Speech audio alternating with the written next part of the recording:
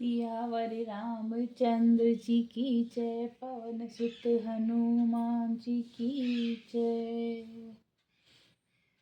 नवहनम पारायण तीसरा विश्राम। श्री रामचरितमानस।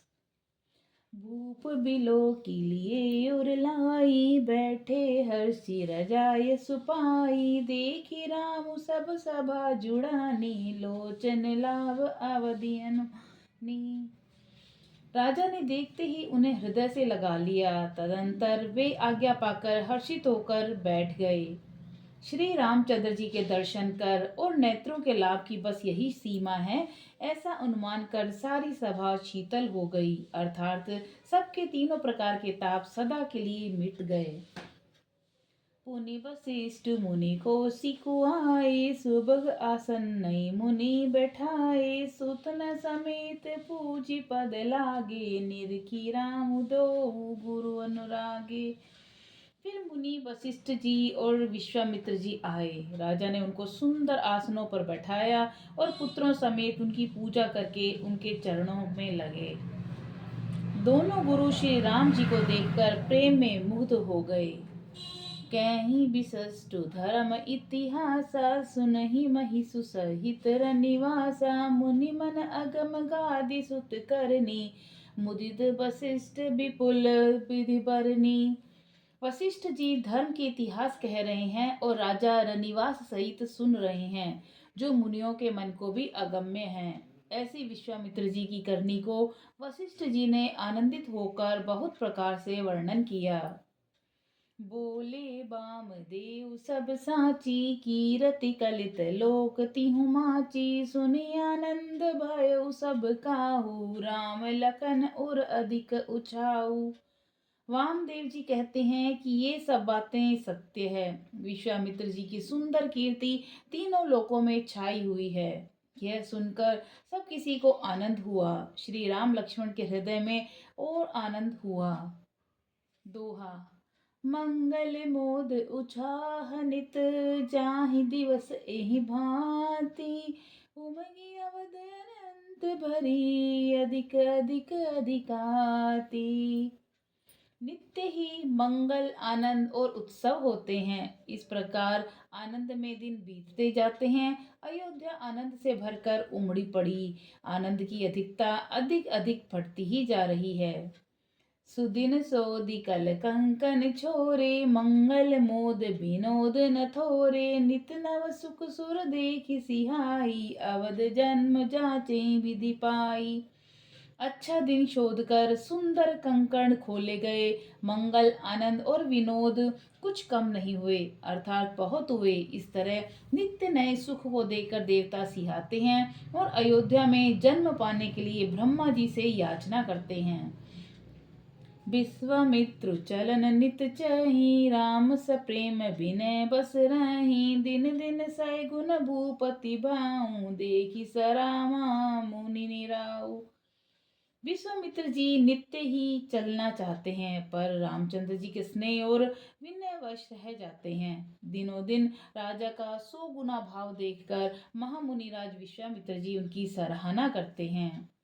मांगत विदाराऊ अनुरागे, सूतन समेत ठाड़ भे आगे। नाथ सकल संपदा तुम्हारी, में सेवक समेत सुत नारी।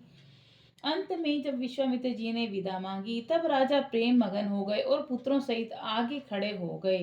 वे बोले, हे नाथ, ये सारी संपदा आपकी है, मैं तो स्त्री पुत्रों सहित आपका सेवक हूँ। करब सदार लरिकन पर छो, दर्शन देत रहब मुनि मोहू। अस कही राव सहित सुत रानी, पर उचरण मुख आव न बानी।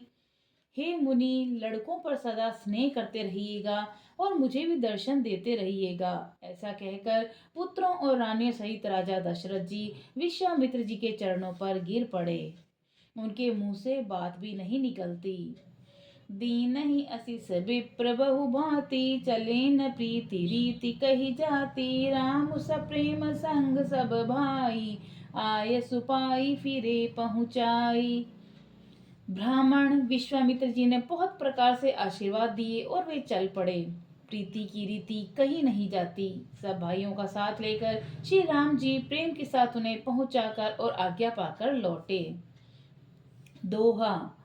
राम रपु भूपति भगति ब्याहु उछाव आनंदो, जात सराहत मन ही मन मुदित गादि कुल चंदो।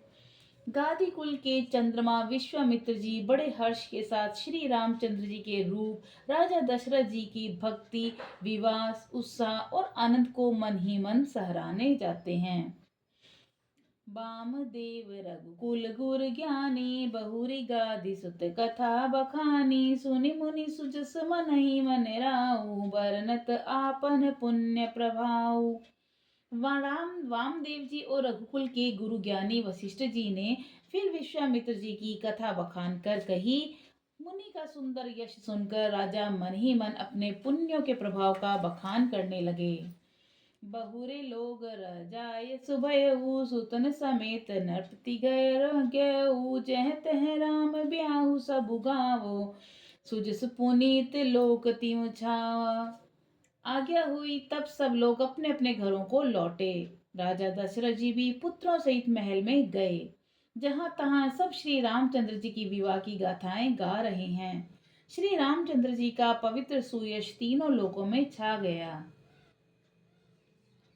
आए ब्याही राम घर जब ते, बसई आनंद अवध सब तब ते, प्रभु अविवाही जस व्यहु छाऊ, सकही न बरनी गिरा अहि नाहू। जब से श्री रामचंद्र जी विवाह करके आए तब से सब प्रकार का आनंद अयोध्या में आकर बसने लगा। प्रभु के विवाह में जैसा आनंद उत्साह हुआ उसे सरस्वती जी और सर्पों के राजा शेष जी भी नहीं कह सकते। कवि कुल जीवन पात न जानी, राम सिए जसु मंगल खानी, तई ते में कछु कहा बखानी, करन पुनीत हेतु निज बानी।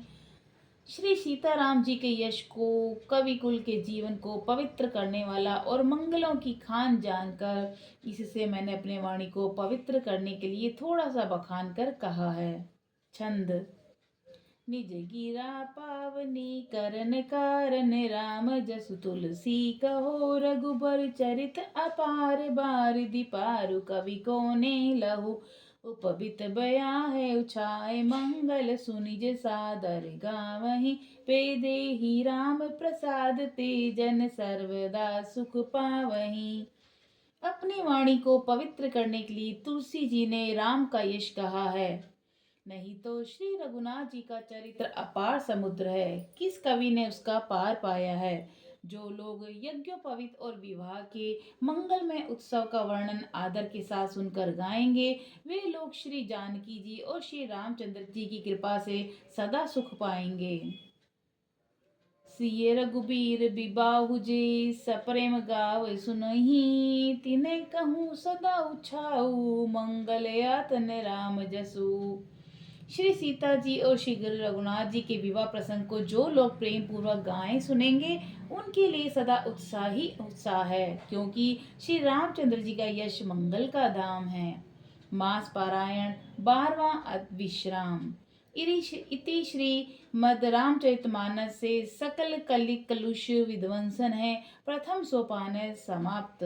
कलयुग के संपूर्ण पापों को विध्वंस करने वाले श्री रामचरितमानस का यह पहला सोपान समाप्त हुआ। बालकांड समाप्त। बोलो सियावर रामचंद्र जी की जय। पवन सुत हनुमान जी की जय।